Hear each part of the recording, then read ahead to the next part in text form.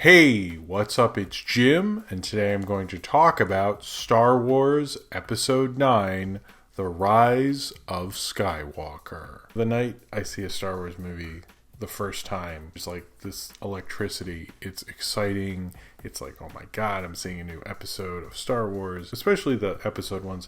Most of them I felt that with everything except Solo, and I get so into it. I'm so happy. Sometimes I'm like, I shouldn't even review it the first time I see it because I'm going to have so many different emotions. I'm going to be so into it. I'm going to be so swept up in this Star War or whatever that I won't even have a clear head or anything like that. And my emotions will take hold and I'll just get too into it as a fan or something like that.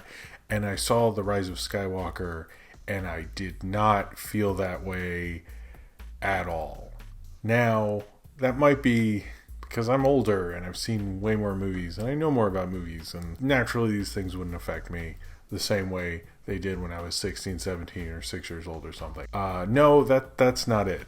This movie, this is the worst of the sequel trilogy. It is, I'd say, better than the prequels, but not by a lot. It's overly complicated and convoluted. It has a story that doesn't work a lot of the time. It moves too quickly at the beginning. It doesn't sit on anything, but at the same time it's entertaining. I did have fun. I didn't cry, but I got close. At the same point, I recognize that this movie is not challenging or really that interesting. It's kind of just, sure, yeah, I guess that's how it all ends. All the Skywalkers, it's over now. And here we are. That was defeating. This one rushes through various expositions to have a MacGuffin thing that feels a little wasted and like not entirely like a Star Wars movie. I think J.J. Abrams is very much a stylist in terms of a director. I wouldn't say he's a big personality kind of auteur. I mean, he's an auteur in that you know he directs something, but in terms of as kind of like a big auteur and actually having something to say and artistically being a major auteur, I would say not really. He banks too much on nostalgia. He doesn't really know story-wise what he's doing to really make a statement with it. He's good at setting things up, which again is more of a style thing.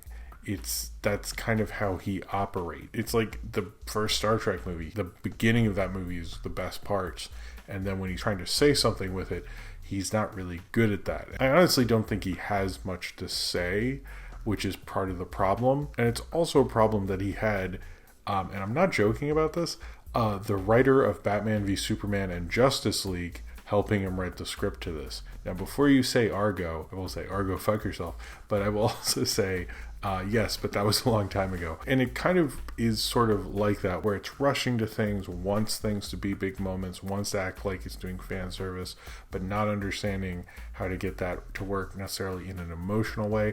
Some ways it does. There's certain things that happen, and I guess I'll go into spoilers in a second, but in some ways it's not surprising that this turned out the way it did. I think in some ways what Last Jedi did is it made it weirder, it made it more interesting, it brought up a lot of things. It almost felt like where are they even going to go after this? And I don't think J.J. Abrams entirely knew how to counterpoint him, other than to be like, well, what if we weren't interesting? And you're like, is that a counterpoint, or is that just your only point? That's sort of what they do here. Like, they want to have the big space battle, they want to have the big Star Wars kind of format sort of movie, and it just feels so boring because you understand he's going to that genre as kind of a crutch. And that worked with Force Awakens because it was the big coming back, and we're like, hey, we wanted all these things. And that movie does work just by like using A New Hope, but it's like, you know, Star Wars is a postmodern masterpiece of what it is, so like that totally actually sort of makes sense if you're going to bring them back. But in like on a theoretical level, it all worked out for him. He also had Lawrence Kasdan and not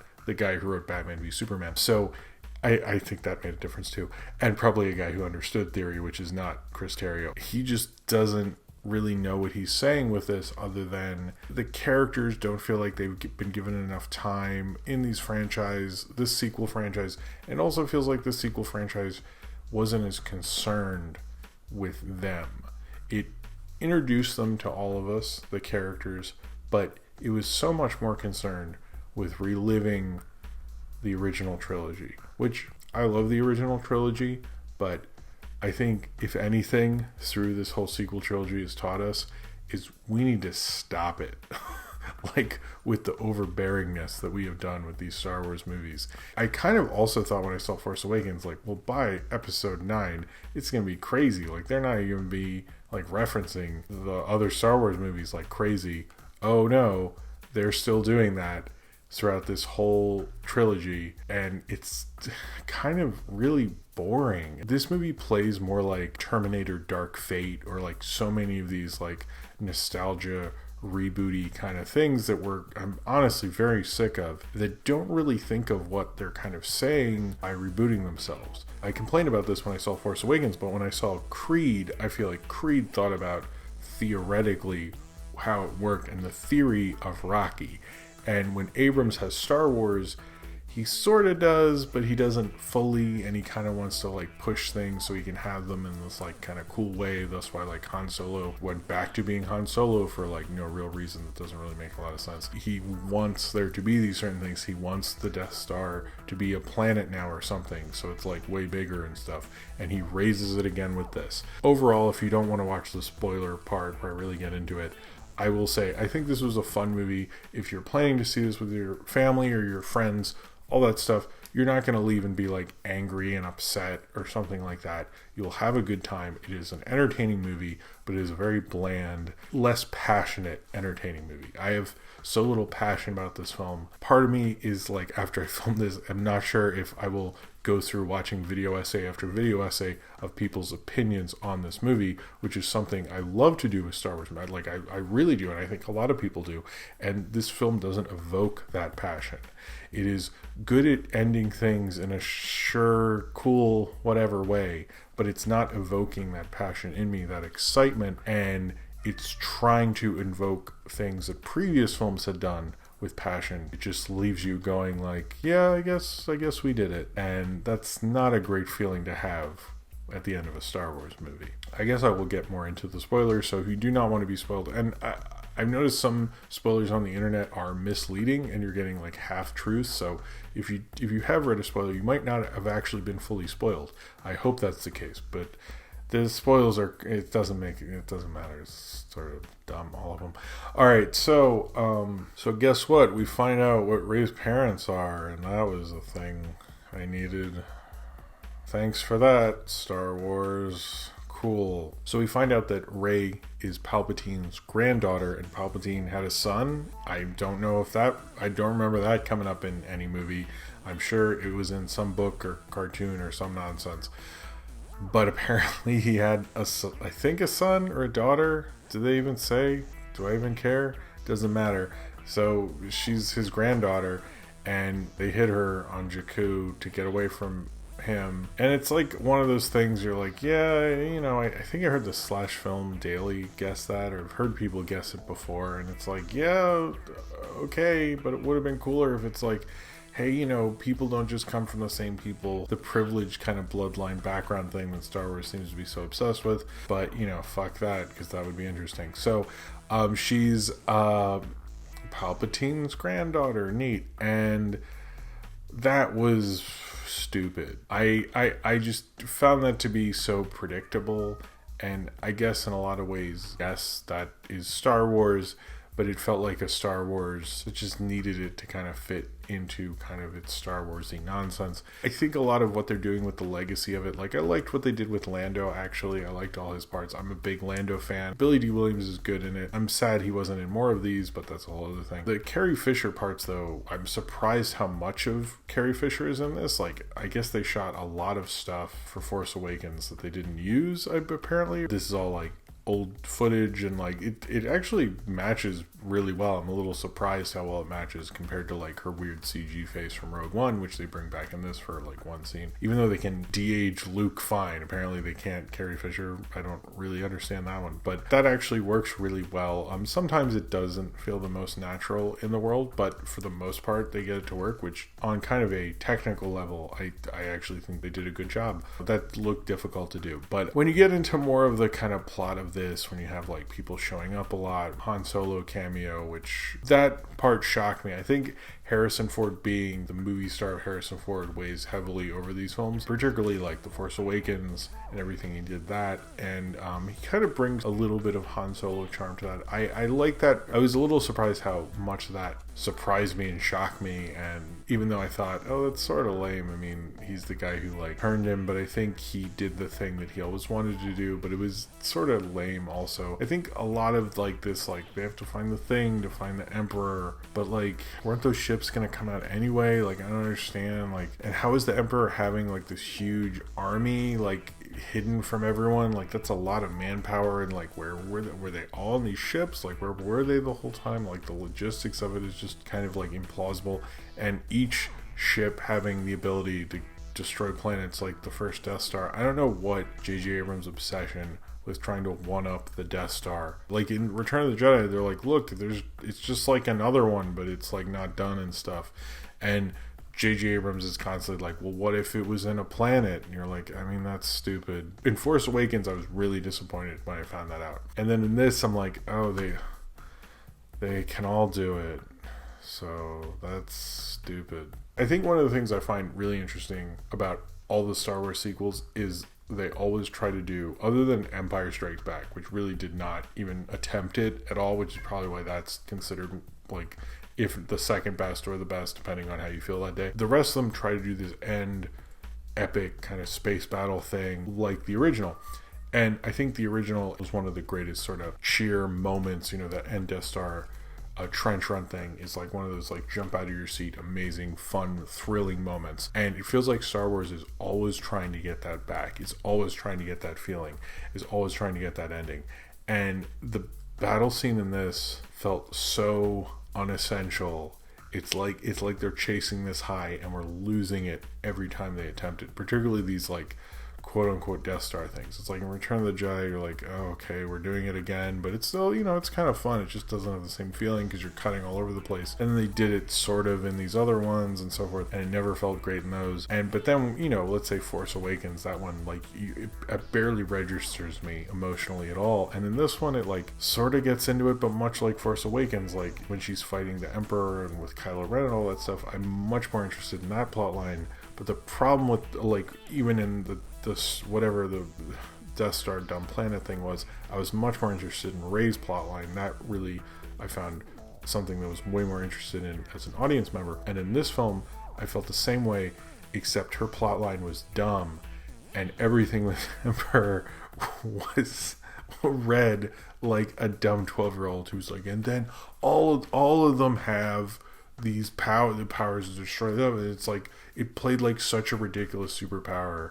It just played like shitty fan fiction. It is interesting that I find what worked about Endgame doesn't work here, whereas in Endgame the stakes were something that we understood because we saw everyone like turn into dust and the emotions that they went through, and that they lost people and that other people were affected.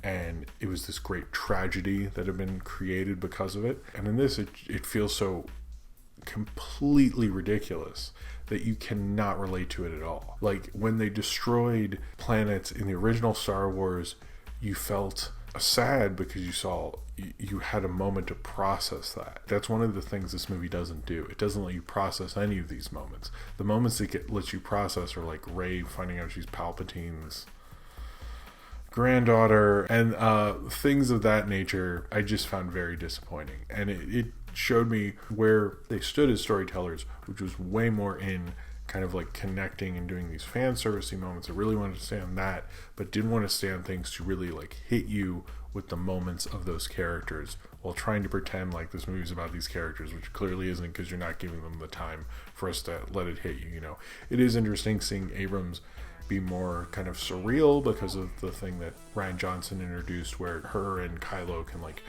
transpose things when they have their like little link thing. He does it in a less weird way, of course, and much more literal sense, but that's like fine, whatever. I felt like this was very much a post Last Jedi movie in a way that like he had to find a way to make that into the big corporate blockbustery thing. It almost felt like it didn't represent as much to him. It clearly does not represent as much to the audience. It doesn't represent as much to the characters. And I think oftentimes when you get to those movies, like, a director really needs to find a way to make that mean something more, and I don't think Abrams ever really did. And it didn't feel like this grand end of Star Wars, because, like, first, I don't believe that at all.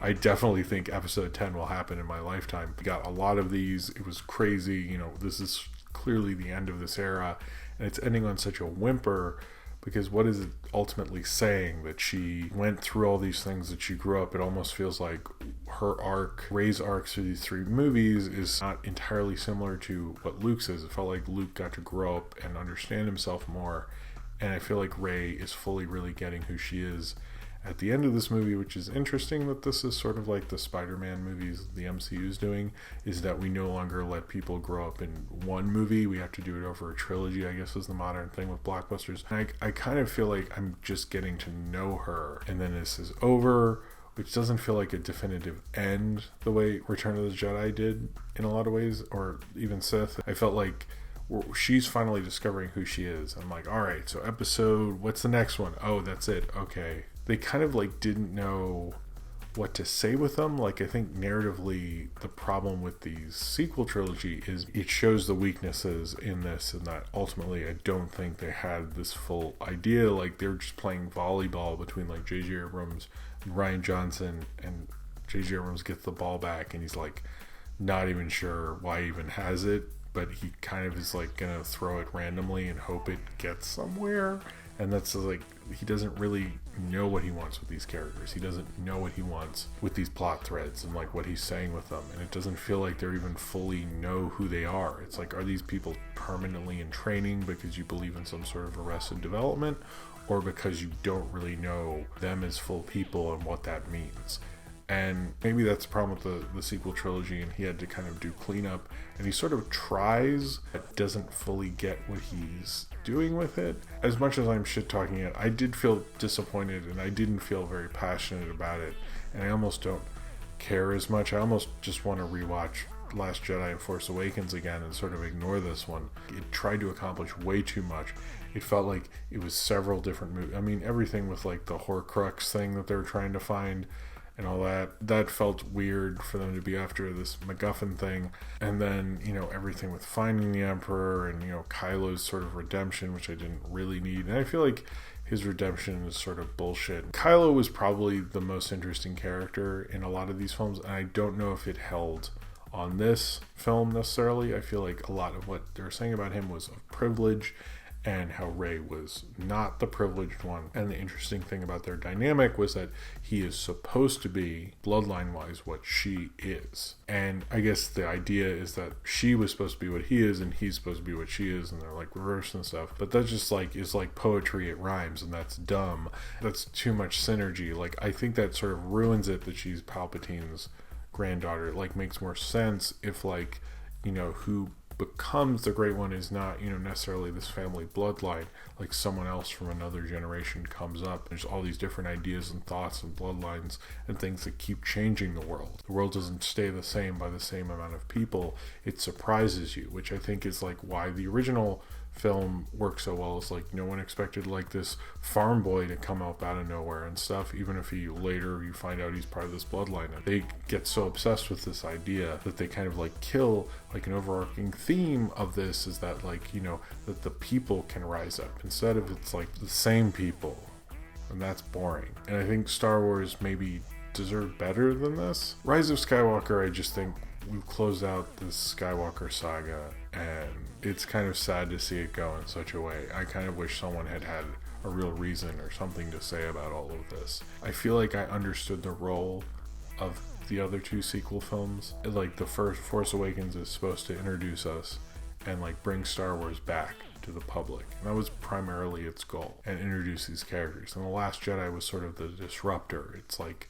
let's mess with it, let's say interesting things with Star Wars, let's like bring it back to its Kurosawa roots. And like, I don't know if J.J. Abrams has even seen Seven Samurai. I think he just like gets the basic concept and like saw that recent Magnificent Seven or something, and like that's sort of what you get with this. Like, I don't think he truly gets the roots of it. I think he likes the style and the splash and all that of it, and the fandom, and I find that to be ultimately disappointing, because Star Wars always represented more than that. It wasn't just about wish fulfillment and dreams and explosions.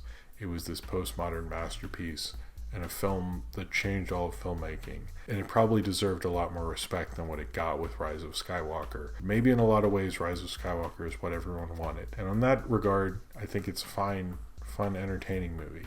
But I think in the grand tradition of what Star Wars started and has influenced and changed cinema, it's probably as disappointing as the prequels, and absolutely shows you kind of the problems with keeping this legacy going when you don't exactly know why you're doing it, other than to just continue this franchise without any idea in sight of what you're actually saying with it. So if you have seen Star Wars: The Rise of Skywalker and you would like to talk about it, then comment below in the comments and subscribe if you would like to.